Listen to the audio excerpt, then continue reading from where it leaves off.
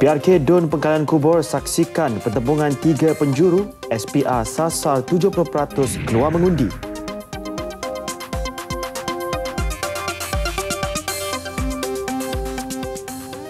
Ini adalah Nasional 5 dari Studio 3 RTM Angkasa Puri Kuala Lumpur. Bermula September ini, wajah baru Nasional 5 bersiaran dalam saluran berita siaran Best 510. Saya Hakim Nasir. Dan saya Faratul Lasyati Osman. Baik, kami juga bawakan anda paparan utama hari ini mengenai soalan UPSR bocor, dalang perlu ditangkap. Soal integriti tiada kompromi.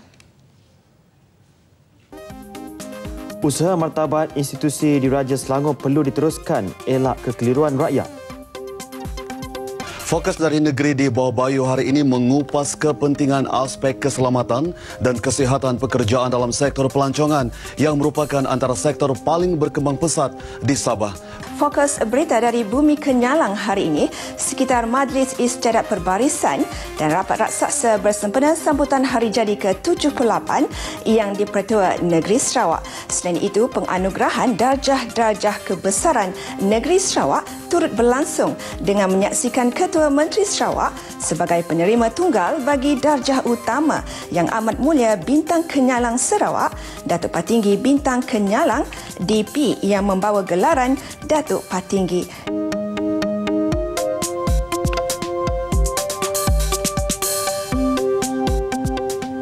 Ya, saudara, isu kebocoran soalan kertas peperiksaan ujian penilaian sekolah rendah UPSR terus menjadi polemik. Hari ini, kekesalan masyarakat terus disuarakan melalui Persatuan Pemuda Puteri Malaya Bersatu Perimau yang terpanggil membuat satu laporan polis di Balai Polis Dato' On Johor Bahru pagi tadi. Benar, Hakim, ya. Presidennya Muhammad Ridwan Osman mendesak pihak berwajib melakukan siasatan terperinci sehingga dalang yang membawa kepada masalah itu berjaya ditangkap. Mahu pihak kerajaan, terutama pihak Lembaga Peperiksaan Malaysia dan juga pihak Kementerian Pelajaran Malaysia menyiasat perkara ini sampai ke akar umbi dan mencari dalang pengkhianat siapa yang membocorkan soalan tersebut hingga sampai ke peringkat umum.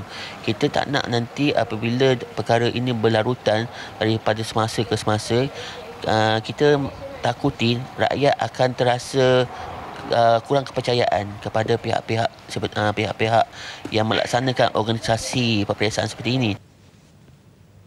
Mengakui isu kebocoran kertas peperiksaan UPSR bukan isu baru. Pihaknya mengharapkan agar ada mekanisme baru untuk menjawab soalan. Secara peribadi, beliau berpendapat teknik menjawab peperiksaan yang digunakan pakai masa kini dilihat tidak begitu relevan dengan peredaran masa ini. Baik, selain pelajar, pihak yang paling kecewa dan terkesan dengan isu ini pastinya ibu bapa. Menekan tidak, ya, isu ketelusan dan integriti ini sesuatu yang tidak boleh sekali-kali dikompromi. Salah seorang bapa calon UPSR 2014 bukan sahaja kecewa dengan isu yang berlaku, malah terpaksa mengambil cuti untuk memberi motivasi kepada anaknya yang dilihat tertekan dengan insiden berkenaan. Peringkat awal memang saya sentiasa bersama dia, memberi semangat, ambil cuti. Lepas tu pihak sekolah lagi saya berterima kasih pada pihak sekolah sebab mereka beri sokongan yang padu, mengadakan sembahyang hajat, bacaan Yasin dan mengadakan sekolah tambahan. Kekecewaan serupa disuarakan naib yang di-Pertua Persatuan Ibu Bapa dan Guru PIBG Sekolah Kebangsaan Kampung Maju Jaya, Johan Jamian, Johor Bahru. Sekarang ni kita guna kertas. Kenapa kita zaman sekarang ni kita contoh macam kita ambil ujian di Akademi Memandu, dia tak pakai, saya rasa dia dah tak pakai dah paper ni, dia dah guna secara online. Jadi saya rasa benda tu dapat dikawal supaya ianya lebih nampak lebih sistematik. Seramai 473,175 calon UPSR bagi mata pelajaran Sains 018, 028, 038 yang dijadualkan pada Khamis lalu dan kertas Bahasa Inggeris 1 dan 2 perlu menduduki peperiksaan semula berikutan kebocoran soalan. Kertas Sains 018 adalah untuk sekolah kebangsaan, manakala sekolah jenis kebangsaan Cina 02 dan sekolah jenis kebangsaan Tamil 038. Tarikh peperiksaan bagi kedua-dua subjek ditetapkan pada 30 September. Dan ini gesaan Setiausaha Kesatuan Perkhidmatan Perguruan Kebangsaan KPPK Loh Yim Peng kaji semula kaedah pengawalan dan pemantauan peperiksaan awam seperti UPSR dan SPM bagi mengelak kes kebocoran kertas peperiksaan. Undang-undang lebih tegas juga perlu diwujud bagi mencegah salah laku pihak tidak bertanggungjawab. Dalam satu kenyataan, beliau menjelaskan kajian semula itu perlu mengambil kira kemajuan teknologi dalam era digital masa kini. Ini kerana media sosial tidak boleh disalahguna sehingga berlaku penyebaran soalan peperiksaan yang dianggap sulit di bawah Akta Rahsia Rasmi 1972. Justru beliau mahu tindakan tegas dikenakan kepada mana-mana pihak yang terlibat dalam kebocoran kertas peperiksaan Sains dan Bahasa Inggeris UPSR 2014. KPPK juga menyarankan supaya 473,175 pelajar darjah 6 yang menduduki semula kertas peperiksaan yang terlibat perlu diberi penerangan. Bagi Profesor Ulung, Profesor Datuk Dr. Syamsul Amri Baharudin, kemungkinan soalan bocor dalam peperiksaan utama boleh berulang.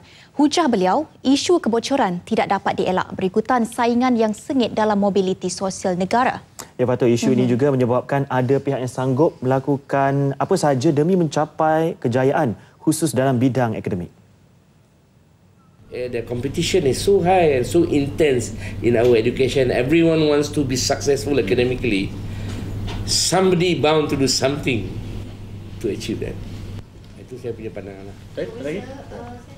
Beliau turut menyangkal dakwaan sesetengah pihak yang menyalahkan guru yang menyebabkan ia berlaku. Profesor Datuk Dr. Syamsul berkata demikian selepas merasmikan perbincangan meja bulat berhubung keselamatan negara, isu pekerja asing dan cabaran semasa di Putrajaya.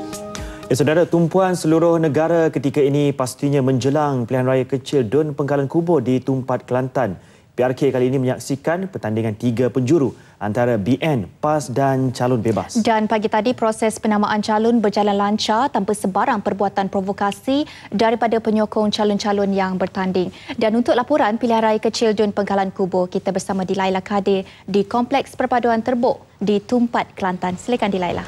Terima kasih Hakim dan Farhatul di Angkasa Puri. Seperti PRU 13, pilihan raya kecil ini turut menyaksikan pertandingan 3 penjuru. Bezanya kali ini pertandingan membabitkan calon BN, PAS dan bebas bukannya calon PKR seperti dalam pilihan raya umum 2013. Ketiga-tiga nama calon yang bertanding diumumkan Pegawai Pengurus Pilihan Raya N01 Muhammad Sobri Ramli kira-kira 10.20 pagi tadi. Proses penamaan calon berlangsung di Pejabat Tanah dan Jajahan Tumpat dari 9 hingga 10 pagi. Adalah seperti yang berikut, ikut susunan di dalam borang 9. 1. Izzat Bukhari dari Parti Bebas. 2. Wan Rosdi dari Parti PAS. Ketiga, Ustaz Mat Razi dari BN. Calon BN Mat Razi Mat Ail menyerahkan borang pencalonan pada 9.06 pagi seminit selepas calon PAS Wan Rosdi Wan Ibrahim menyerahkan borang pencalonan. Calon bebas Izzat Bukhari Ismail Bukhari mencuba nasib sekali lagi dengan hadir ke pusat penamaan calon bersama 3 penyokongnya dan menyerahkan borang pencalonan pada 9.17 pagi. Sebelum itu, calon BN Mat Razi tiba di pusat penamaan calon dengan diiringi 100 penyokong di Ketua Timbalan Muri Yassin, ketiga-tiga Naib Presiden UMNO Datuk Seri Hishamuddin Tun Hussein dan Datuk Seri Dr. Ahmad Zahid Hamidi, Datuk Seri Syafiq Abdal dan Pengerusi BN Kelantan Datuk Seri Mustafa Muhammad. Turut mengiringi calon BN ialah Presiden MCA Datuk Seri Dr. Leo Tiong Lai. Sementara calon PAS tiba di pusat penamaan calon dengan diiringi Timbalan Presiden PAS Muhammad Sabu, Mursyidul Ampas Datuk Ni Aziz Nikmat dan Menteri Besar yang juga Pesuruhjaya PAS Kelantan Datuk Ahmad Yaakob. Bagaimanapun tiada kelihatan kelibat pemimpin kanan PKR dan DAP pada hari penamaan calon ini. Yang kelihatan hanyalah Ahli Parlimen Bukit Katil yang Ketua Angkatan Muda Keadilan Syamsul Iskandar Muhammad Akin. Ustaz Mat Razi akan memanfaatkan hubungan baiknya dengan penduduk setempat sebagai sebahagian daripada strategi mendekati pengundi seramai mungkin. Sebagai anak tempatan, banyak ruang dan peluang yang beliau boleh gunakan untuk mengeratkan jalinan silaturahim dengan penduduk di Pengkalan Kubu ini. Beliau juga bertuah kerana dalam tempoh berkempen ini, semua sayap parti akan bergandengan dengan beliau bagi memastikan kemenangan BN. Kempen dalam bentuk jumpa individu-individu dan juga kelompok-kelompok kecil, dan insya-Allah bersama dengan pemuda, puteri dan juga wanita. Begitu juga dengan bahagian, insya-Allah kita sama-samalah turun padan, insya-Allah kita pergi rumah ke rumah seberapa banyak yang mungkin di lokasi-lokasi sehinggalah hari pilihan raya. Beliau ditemui RTM selepas mengiringi timbalan Perdana Menteri Tan Sri Muhyiddin Yassin yang mengadakan perjumpaan dengan ketua-ketua pusat daerah mengundi di Tumpat. Sementara itu, Tan Sri Muhyiddin Yassin menyifatkan calon Mat Ail mampu menghadapi saingan hebat dalam pilihan raya kecil ini. Strategi yang betul dan susun atur gerak kerja yang terancang memberikan kelebihan kepada calon BN itu. Tan Sri Muhyiddin juga yakin kelebihan berpihak kepada BN berdasarkan perpaduan yang mantap dan kepimpinan yang cukup baik dalam kalangan UMNO bahagian Tumpat. Kepribadian tinggi calon BN yang turut dikenali masyarakat setempat juga antara faktor utama beliau diterima pengundi. Dan jentera yang ada telah memberikan sokongan yang padu. Jadi yang pertamanya perpaduan di dalam bahagian dengan jentera yang mantap yang dipimpin oleh Datuk PAR sendiri. Saya yakin ini memberikan kelebihan kepada kita untuk mendapat sokongan yang besar. Menurut Tan Sri Muhyiddin, calon BN akan dibawa meninjau ke semua 12 pusat daerah mengundi PDM untuk bertemu rakyat di peringkat akar umbi dan mengambil kira pandangan serta mendengar permasalahan penduduk.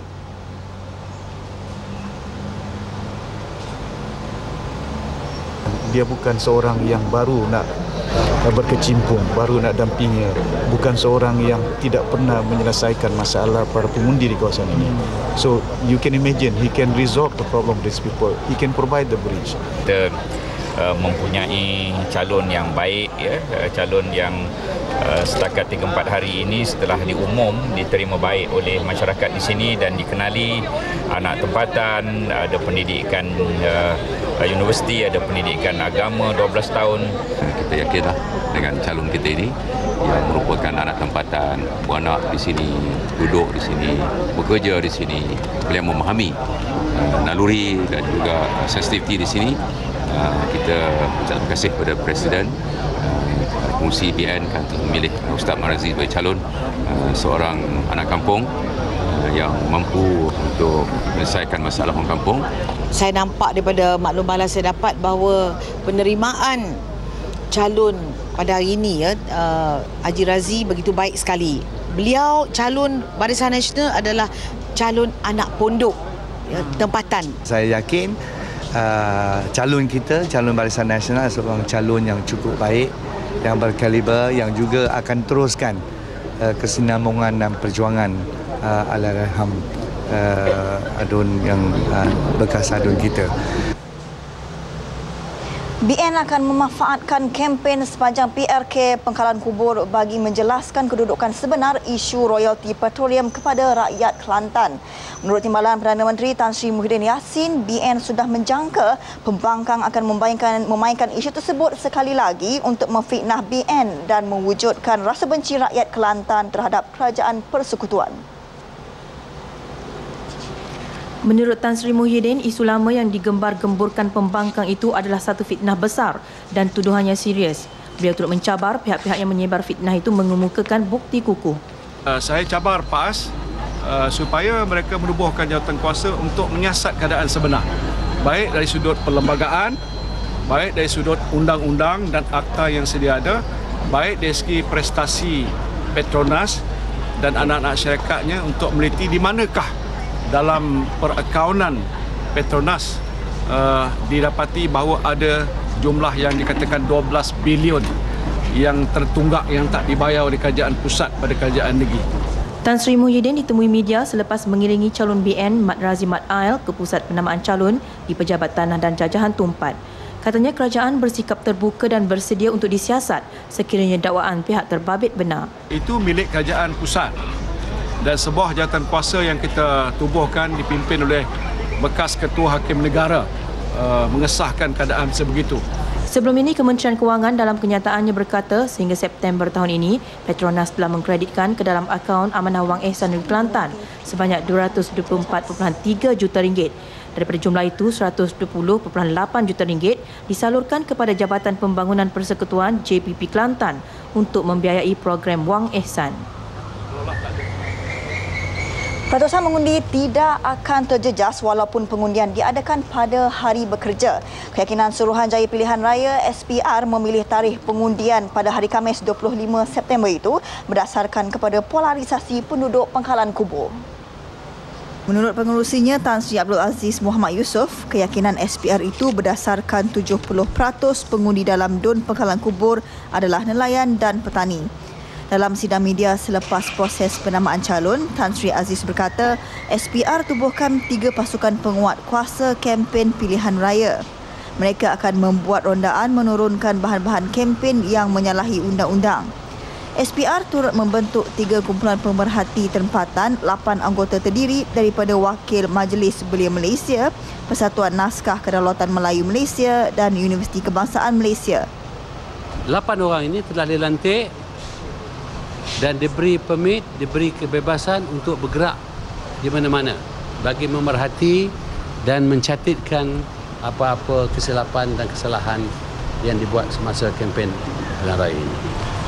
Tan Sri Aziz turut berpuas hati dengan proses penamaan calon hari ini kerana ia berjalan lancar tanpa sebarang kejadian tidak diingini. Dengan kehadiran kira-kira 2,500 penyokong, semua calon yang bertanding menjadikan suasana hari ini tenang dan terkawal. Liputan yang lebih meluas mengenai pilihan raya kecil DUN Pangkalan Kubur akan kami bawakan dalam Nasional 8 malam nanti. Untuk itu kita kembali dulu ke Angkasa Puri bersama Hakim dan Farhatul. Silakan. Terima kasih Dilaila. Ya saudara, satu konflik yang wujud di Pangkalan Kubur ketika ini pastinya isu pergeseran antara parti dalam Pakatan Pembangkang. Penamaan calon 2 hari lepas yang memperlihatkan PAS tidak ditemani oleh 2 lagi rakan dalam pembangkang banyak menimbulkan tanda tanya. Pada hari penamaan calon pagi tadi juga, insiden serupa berulang. Penganalisis politik dari Pusat Kajian Demokrasi dan Pilihan Raya Universiti Malaya UM Profesor Madya Dr. Rosmadi Fauzi melontarkan pandangan ini. Sejauh mana isu penggeseran antara Pakatan Pembangkang bakal dibawa ke Pangkalan Kubur? Adalah salah satu strategi yang dibawa oleh pihak Pakatan Rakyat. Memandangkan kita dapat lihat mungkin sedikit sebanyak isu yang di luar Pangkalan Kubur seperti isu krisis Menteri Besar akan berlaku di dalam kempen ataupun akan diwar-warkan di dalam kempen. Sementara itu, kekuatan akar umbi Barisan Nasional di Pangkalan Kubur juga mampu menjadi faktor penentu kemenangan BN di DUN itu. Kita harus lihat juga kursi Pangkalan Kubur ni juga telah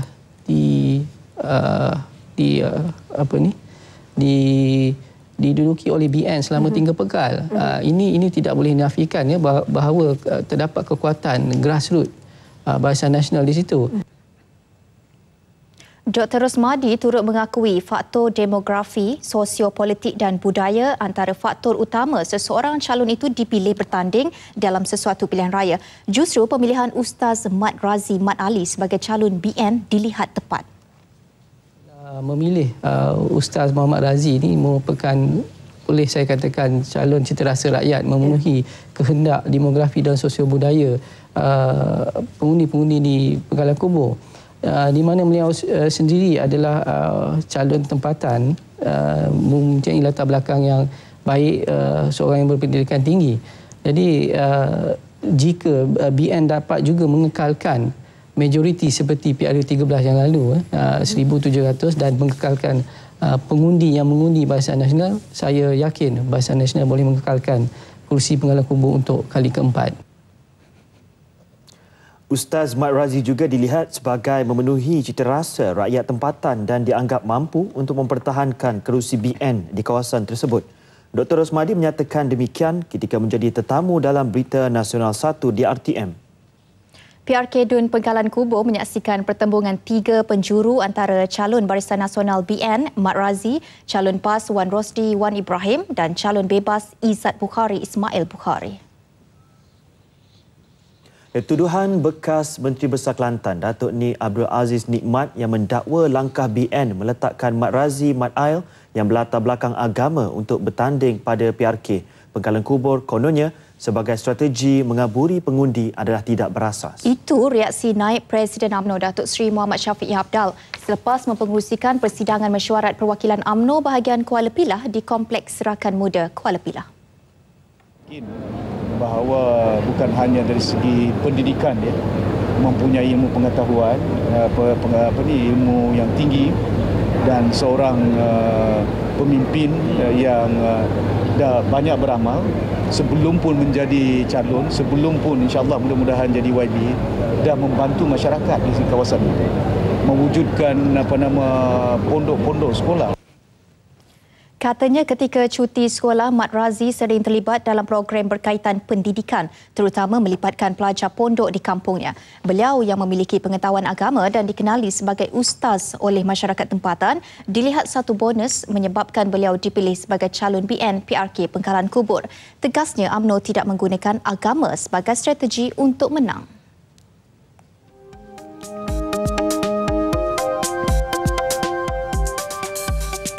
Usaha memartabatkan institusi Diraja Selangor menerusi penerangan sehingga ke akar umbi akan diteruskan. Perkara itu penting berikutan ketika ini berlaku kekeliruan di antara orang ramai mengenai kuasa institusi Diraja.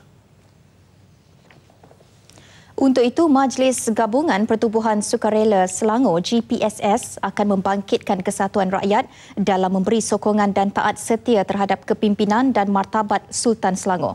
Setiausaha majlis tersebut, Datuk Hanapi Sulaiman berkata, Majlis Gabungan itu akan menggerakkan jentera badan bukan kerajaan NGO dengan matlamat mengukuhkan institusi raja dan perlembagaan. Negeri dan juga apa yang ada kuasa institusi raja-raja. Jadi dengan dalam perkataan ini sudah pasti bila penerangannya begitu jelas hingga sampai ke akar umbi, rakyat akan lebih memahami, maka tidak wujud lagi dapat kita kurangkan isu-isu berkaitan dengan kurang bahasa, kurang ajar ataupun biadab.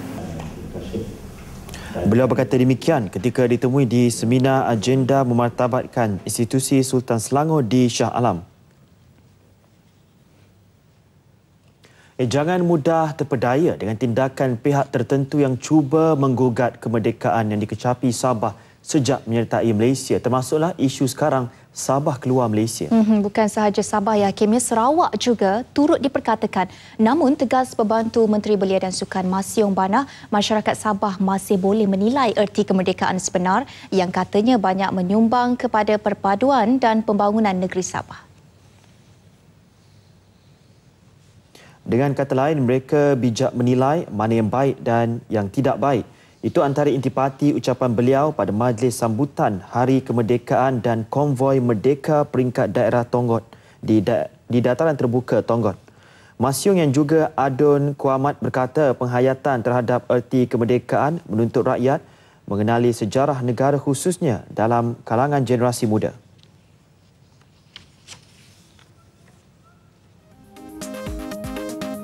Pengusaha pelancongan di Sabah perlu lebih tegas pastikan keselamatan pekerja dan pelancong. Istiadat perbarisan dan rapat raksasa sempena hari jadi ke-78 yang di-Pertua Negeri Sarawak meriah.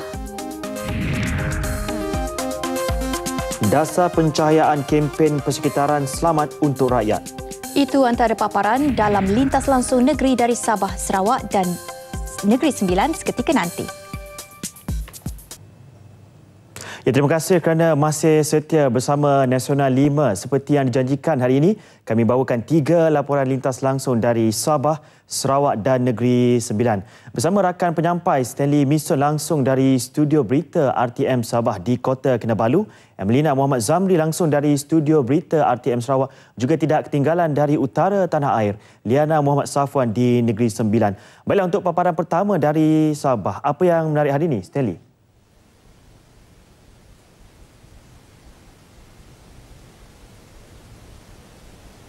Pemain dalam sektor pelancongan berdepan pelbagai cabaran bagi memastikan keselamatan pelancong dan pekerja terus terjamin.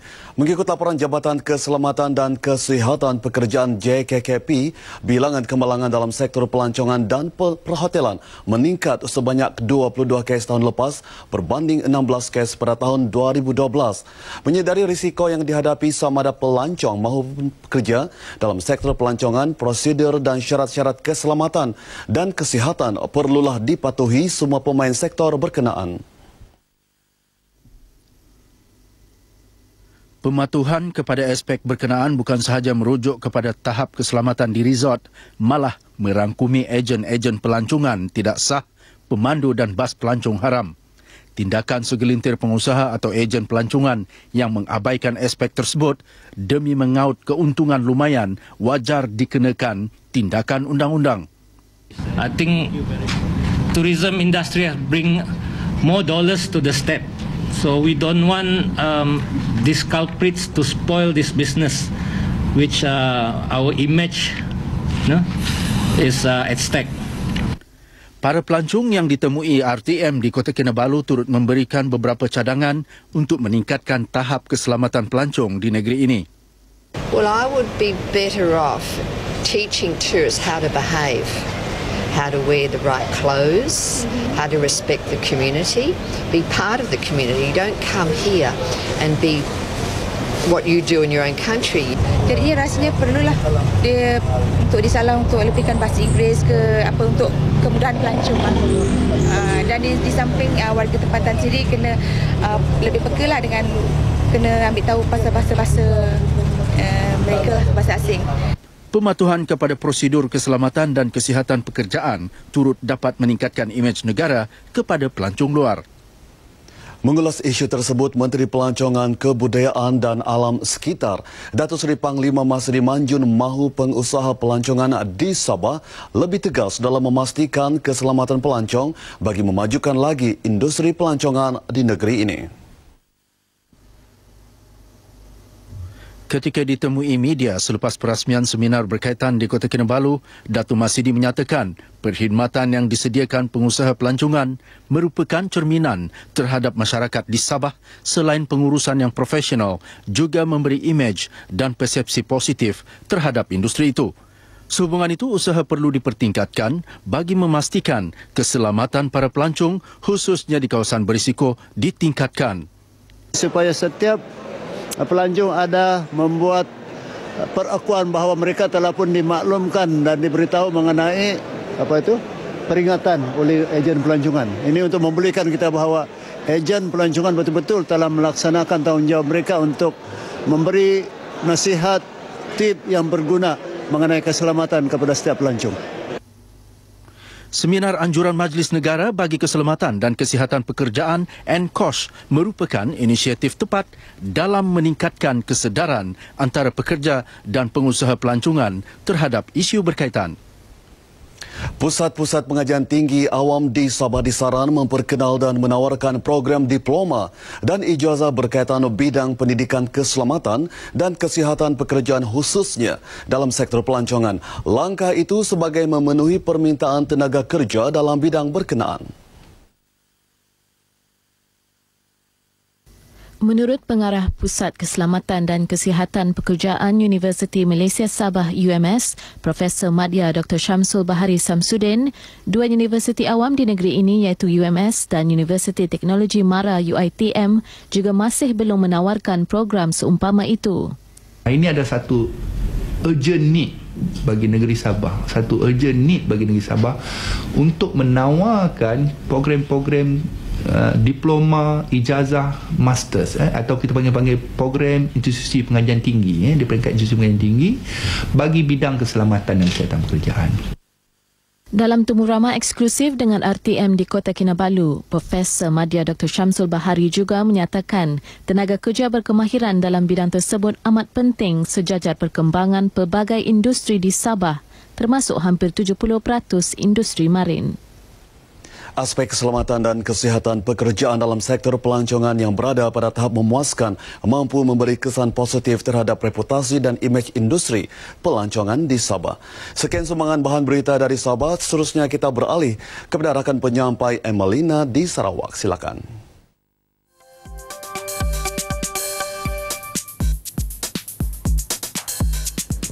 Terima kasih Stanley di Kota Kinabalu. Istiadat Perbarisan dan Rapat Raksasa bersempena sambutan hari jadi ke-78 yang di Pertua Negeri Sarawak diraikan dalam suasana yang penuh meriah dan warna-warni. Sambutan ini buat julung kalinya meraikan hari jadi yang di Pertua Negeri Sarawak ke-7 Tun Pen Sri Haji Abdul Taib Mahmud setelah dilantik memegang jawatan tersebut pada Mac lepas. Istiadat Perbarisan dan Rapat Raksasa bermula pada pukul 8 pagi di Padang Merdeka Kuching sejurus ketibaan Tun Pen Sri Abdul Taib Mahmud dan isteri Toh Puan Ragat Kurdi Taib serta disaksikan bersama oleh lebih 10,000 rakyat dari segenap lapisan. Acara dimulakan dengan pemeriksaan kawalan kehormatan utama dan kontijen-kontijen oleh Tun Pen Sri Haji Abdul Taib yang diiringi oleh Ketua Menteri Sarawak Datuk Patinggi Tan Sri Adnan Satim. Pelepasan tembakan 17 das meriam dan lintas udara 2 pesawat nuri dan 2 helikopter yang diikuti teriakan Dirgahayu oleh gabungan penuntut dari pelbagai institut pengajian tinggi turut memeriahkan acara sambutan sebelum acara pemotongan kek. Sambutan diteruskan dengan perarakan di hadapan pentas utama yang disertai 117 kontijen mewakili kementerian, jabatan, agensi, persatuan, badan korporat dan kumpulan generasi Y. Selain perarakan motosikal, kereta antik, kenderaan berkuasa tinggi dan kenderaan pertahanan kerajaan yang menjadi antara tarikan. Dewan Bandaraya Kuching Utara DBKU dan Kementerian Perancangan Sumber dan Alam Sekitar masing-masing dinobatkan sebagai johan bagi kategori badan beruniform dan kategori badan bukan beruniform, sementara Lembaga Air Kuching dipilih sebagai kontijen kreatif. Acara diakhiri dengan persembahan khas yang dinamakan Payung Mahkota oleh Gabungan Pelajar IPT, Pendari Kementerian Pembangunan Sosial dan Jabatan Kebudayaan dan Kesenian Negara Sarawak. Ketua Menteri Sarawak Datuk Petinggi Tan Sri Adnan Satim dalam ucapannya pada majlis itu berkata, Sarawak telah mencapai pembangunan pesat dalam semua aspek sejak lebih 30 tahun lepas ketika di bawah kepimpinan Tun Pen Sri Taib sebagai Ketua Menteri. Jelasnya, melalui politik pembangunan yang diperkenalkan oleh Tun Pen Sri Abdul Taib, Sarawak hari ini menikmati kestabilan politik, pertumbuhan ekonomi yang pesat, kemakmuran, keharmonian sosial dan perpaduan utuh dalam kalangan rakyat pelbagai kaum. Bersempena majlis sambutan hari jadi ke-78 yang di Pertua Negeri Sarawak, Tun Pen Sri Haji Abdul Taib Mahmud, kru RTM berkesempatan mendapatkan reaksi orang ramai termasuk ucapan hari jadi khusus untuk yang di Pertua Negeri Sarawak. Pengisian hari sambutan TYT yang ke-78 dilihat agak menggalakkan walaupun dalam keadaan suasana yang sederhana, dan sambutan daripada jabatan-jabatan semua pun agak menggalakkan. Very colourful. I got here maybe about 8:30, so I missed the beginning. But I watched, it looked like half of Sarawak walking around the road, and it was lovely, colourful, looked to everybody out enjoying themselves. Saya warga Sarawak ingin mengucapkan selamat hari jadi kepada Tuan Yang Utama Negeri Sarawak. Dan semoga dipanjangkan Allah umur dan dilanjutkan usia dan dapat memimpin Sarawak lagi lah. Selamat hari jadi kepada Tuan Yang Utama yang ke-78. Semoga beliau dipanjangkan umur. Hari jadinya yang pertama selepas menjadi Ketua Menteri, dan kita berasa bangga kerana rakyat Sarawak memberikan sokongan penuh kepada beliau. Kami berharap dia Sementara itu, turut berlangsung pagi tadi istiadat pengurniaan darjah-darjah kebesaran negeri Sarawak yang berlangsung di Kompleks Dewan Undangan Negeri Sarawak. Ketua Menteri Sarawak Datuk Patinggi Tan Sri Adnan Satem mengetuai senarai 12 orang penerima sempena sambutan perayaan Hari Jadi ke-78 yang di-Pertua Negeri Sarawak. Beliau merupakan penerima tunggal bagi darjah utama Yang Amat Mulia Bintang Kenyalang Sarawak, Datuk Patinggi Bintang Kenyalang DP yang membawa gelaran Datuk Patinggi. Latar belakang Ketua Menteri pada majlis tersebut dibacakan oleh Timbalan Ketua Menteri Datuk Patinggi Tan Sri Afri Jabu. Turut disampaikan pengurniaan darjah utama Yang Amat Mulia Bintang Kenyalang Sarawak, darjah Panglima Negara Bintang Sarawak, darjah Panglima Gemilang Bintang Kenyalang, darjah Jasa Bakti Sarawak dan pingat Panglima Setia Bintang Sarawak yang disempurnakan oleh Yang di-Pertua Negeri Sarawak Tun Pehin Sri Haji Abdul Taib Mahmud. Hadir sama isteri Yang di-Pertua Negeri Toh Puan Ragat Kurdi Taib dan isteri Ketua Menteri Datin Patinggi Datuk Jamilah Haji Anu. Pelbagai lagi majlis sambutan akan diadakan termasuk pertandingan akhir bola sepak Piala Emas rebutan Yayasan Sarawak di Stadium Negeri Petra Jaya selain acara kemuncak Majlis Menjunjung Kasih di Pusat Konvensyen Borneo Kuching pada 20 September ini. Selamat Hari Jadi buat Tuan Yang Terutama Yang di-Pertua Negeri Sarawak. Semoga di bawah pimpinan Tun Pehin Sri Taib, Sarawak akan terus dilimpahi dengan kemakmuran. Dengan itu, sekian dahulu laporan dari Sarawak untuk Lintas Langsung Nasional 5 pada petang ini.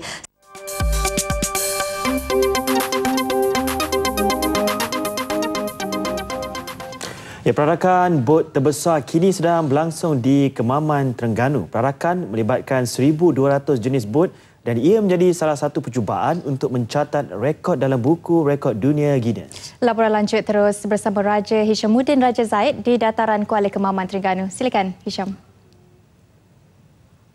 Terima kasih rakan tugas di Angkasa Puri. Assalamualaikum dan salam bahagia. Berlintas langsung kita dari dataran Kuala Kemaman, Terengganu ini bagi bersempena dengan perarakan bot terbesar di dunia yang akan berlangsung pada hari ini. Dan ketika ini ribuan pengunjung ataupun penduduk tempatan di Kemaman ini memenuhi di sekitar venue ini di mana pelbagai aktiviti menarik selain daripada pameran bot ataupun perarakan bot, terdapat juga konsert dan juga bus-bus jualan pameran, ada juga sukan rakyat dan sebagainya. Dan bersama saya sekarang ini untuk memperkatakan lebih lanjut tentang acara yang akan berlangsung sebentar saja lagi ialah wakil dari Guinness Book of Record kerana acara ini adalah perarakan terbesar di dunia dan akan dimasukkan dalam Guinness Book of Record. Dan bersama saya adalah saudara Aziz Hamdan, wakil daripada Guinness Book of Record. Jadi Tuan Aziz kita boleh ceritakan sedikit secara detail mengenai acara pada hari ini? Acara ni ialah untuk mencipta rekod yang telah dicatat oleh Thames River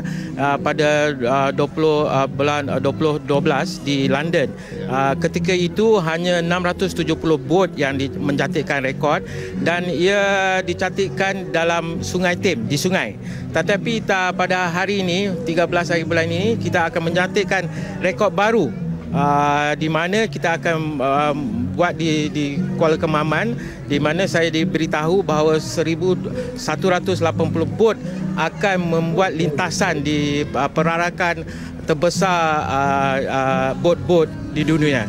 Dan bersama kami sekarang ini adalah wakil daripada Guinness World Record daripada London, Cik Fortuna, dan saya berharaplah kita dapat mencipta rekod yang menjadi kebanggaan orang-orang Malaysia.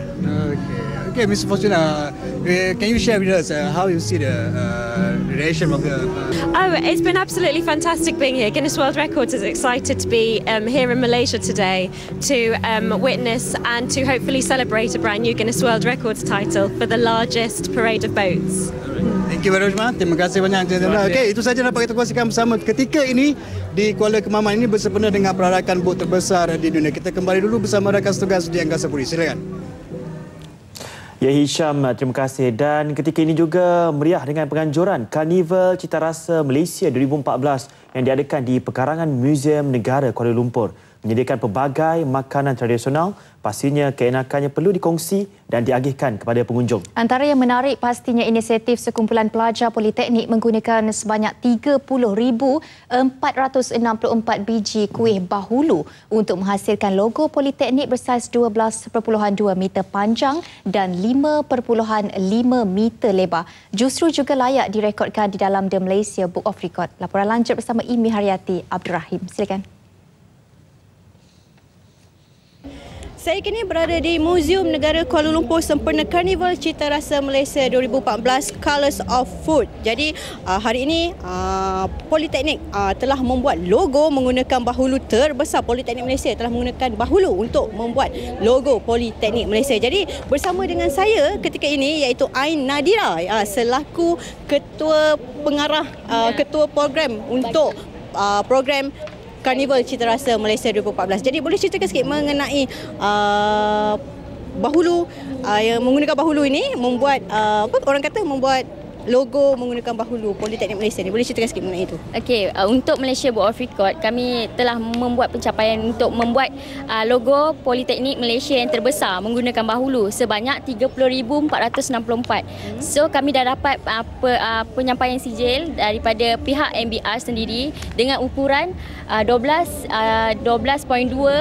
darab 5.5 meter. Jadi ini ukuran kami dan ini hasil daripada kami pelajar semester 5 sendiri. Kami pelajar daripada Politeknik Metro telah bertungkus lumus untuk membuat bahulu dengan kami membakar sendiri dan inilah hasil dia untuk hari ini. Jadi kenapa menggunakan bahulu? Kenapa tidak menggunakan kuih-kuih muih yang lain ke atau macam mana? Okey.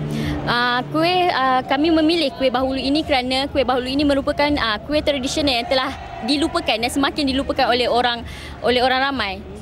Jadi kami menggunakan kuih bahulu ini untuk mempromosikan dan memperkenalkan semula kepada orang ramai bahawa kuih tradisional Malaysia ini adalah merupakan kuih bahulu. Jadi sebagai seorang pelajar dan juga ketua pengarah untuk program ini, jadi macam mana agaknya perasaannya bila diisytiharkan untuk logo terbesar ini menggunakan bahulu di dalam The Malaysia Book of Records? Okey, pertama sekali memang saya rasa sangat gembira dan berpuas hati dengan kerjasama daripada kami semua, pihak pengajar dan juga pembantu-pembantu kami serta pensyarah-pensyarah kami dan juga orang-orang yang dapat memberikan sumbangan kepada kami, pihak-pihak penajaan. Kami berasa amat bersyukur dan kami rasa gembira kerana pencapaian ini merupakan satu penghargaan kepada kami semua. Okey, terima kasih Ain Nadira. Okey, itulah dia antara keterangan mengenai logo Politeknik yang menggunakan bahulu. Jadi kalau anda yang masih lagi berada di rumah ingin melihat keadaan di sini iaitu Karnival Cita Rasa Malaysia 2014, pelbagai makanan disediakan di sini dan juga ada edaran makanan percuma untuk anda. Saya Amy Haryanti Abdul Rahim melaporkan untuk Berita RTM. Ya, Imi, terima kasih. Baiklah, kita ke laporan seterusnya. Industri perbankan masa kini tidak menghadkan pelanggannya untuk berurusan walaupun berada di luar negara. Semuanya manfaat daripada kecanggihan teknologi masa kini dan tidak ketinggalan tabung haji yang menyediakan kemudahan bagi para jemaah untuk mengeluarkan wang simpanan dari akaun masing-masing sama ada di Madinah atau Mekah. Ya, faktor itu berbeza sekali dengan ketika zaman menunaikan haji sekitar tahun 80-an. Baik, kita saksikan laporan selanjutnya oleh wartawan Ibrahim Diman dari Mekah Al-Mukarramah. Saksikan. Pengarah Operasi Kewangan Haji Aniswati Yahya berkata antara kemudahan yang disediakan adalah urusan pengeluaran wang, bayaran dam dan bayaran korban. Bercakap kepada media di Madinah, Aniswati berkata 7 kaunter dibuka di Madinah manakala 24 kaunter lagi beroperasi di Mekah. Ia dikendalikan 45 orang petugas. Saya buat 2 urusan. Yang pertama bayar dam, kemudian yang kedua buat pengeluaran. Alhamdulillah sangat terbaik. Urusan keluar kewangan sungguh mudah sekali, atas sampai 10 minit lah. Gitu ramai orang. Ambil duit senang, nak keluarkan senang, ambil terus dapat aja. Kaunter ini beroperasi seawal jam 7 pagi hingga 10 malam. Secara purata, para jemaah akan mengeluarkan wang simpanan mereka antara 500 hingga 1,000 rial Saudi bagi setiap transaksi. Penyediaan kaunter kewangan seperti ini amat praktikal. Ini kerana para jemaah tidak perlu membawa wang yang terlalu banyak dalam satu-satu masa untuk berbelanja.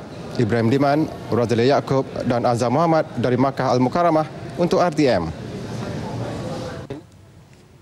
Seorang si rumah nyaris maut setelah kereta yang dipandunya meletup dan menyebabkan 30% kenderaannya rosak. Kejadian berlaku di hadapan rumahnya di Jalan 4 di Kampung Subang, Selangor. Panik dengan kejadian berkenaan, jiran dan penduduk bergegas ke tempat kejadian dan menghubungi polis. Liputan itu berpunca daripada bom jenis grenade yang diletakkan di bawah kereta mangsa. Menurut Ketua Polis Daerah Sungai Buloh, Superintenden Junaidi Bujang, unit pengesan bom telah diarahkan untuk memproses lokasi letupan bagi mendapatkan bukti bagi membantu siasatan. Bom tersebut telah diletakkan di bawah seketul batu berat lebih kurang 12 kilo menjadi ditindihkan bom tangan tersebut. Dan pemacunya memang tertindih apabila batu tersebut telah terlanggar satu palang besi di bawah chassis motorkar itu, dan pemandu ini telah berhenti untuk melihat kiri dan kanan jalan sebelum dia keluar daripada lereng bukit ni. Jadi letupan. Dalam beberapa saat jadi letupan. Dan tidak ada berlaku letupan yang kedua.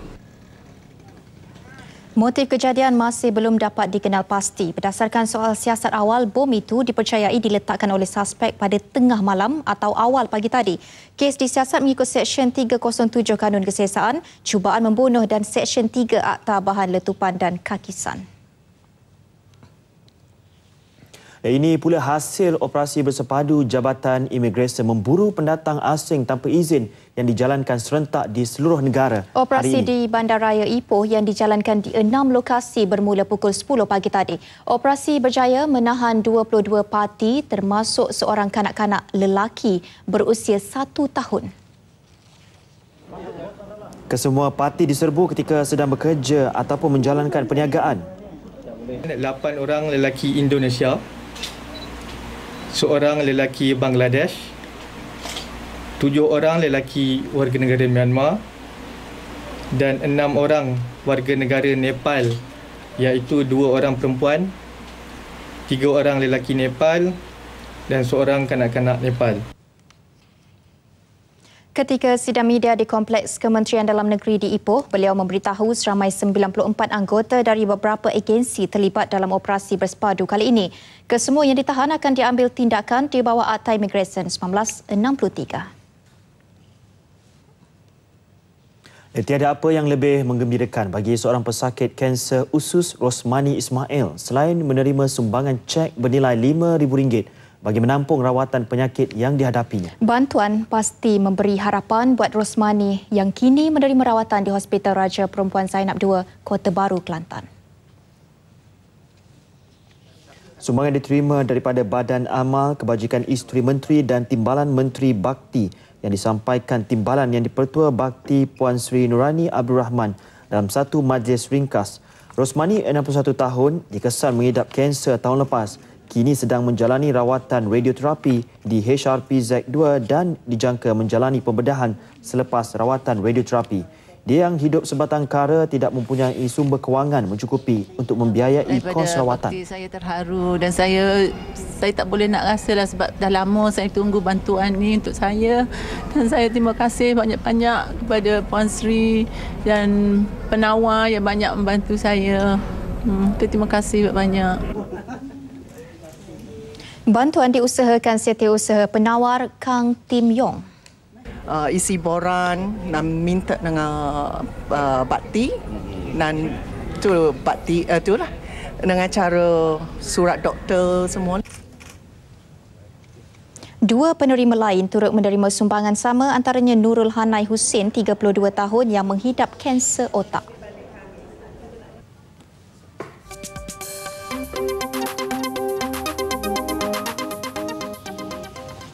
Baik, beralih ke berita sukan. Perkembangan terbaru pemilihan pucuk pimpinan Persatuan Sepak Takraw Malaysia, Dato' Ahmad Ismail berjaya mempertahankan jawatan Presiden yang disandangnya buat penggal keempat sebentar tadi.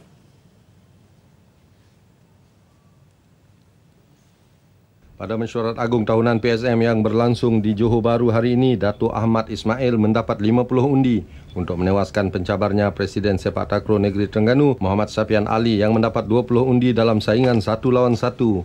Bagi jawatan timbalan Presiden pula, Akramuddin Abdul Aziz yang juga Presiden Persatuan Sepak Takraw Melaka menewaskan timbalan Presiden Sepak Takraw Selangor, Datuk Markiman Kobiran. Akramuddin mendapat 52 undi manakala Markiman mendapat 19 undi. Seramai 71 perwakilan hadir bagi memilih barisan kepimpinan baharu persatuan itu.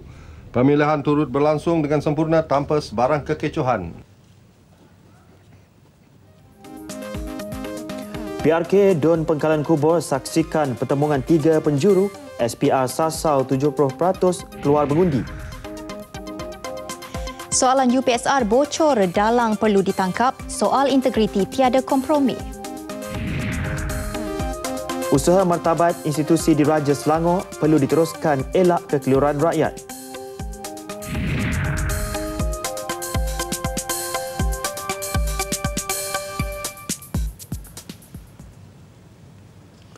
Sekian paparan nasional 5 edisi 13 September 2014. Dan saudara, layari RTM MyStream, RTM Portal dan RTM Mobile untuk mendapatkan siaran Best 5-10 sepenuhnya. Saya Hakim Nasir. Dan saya Farhatullah Syati Osman. Nasional 5 telus kepada anda. Ya, kembali bersama Redwin Robin di pentas Grandstand untuk perkembangan berita seterusnya. Silakan.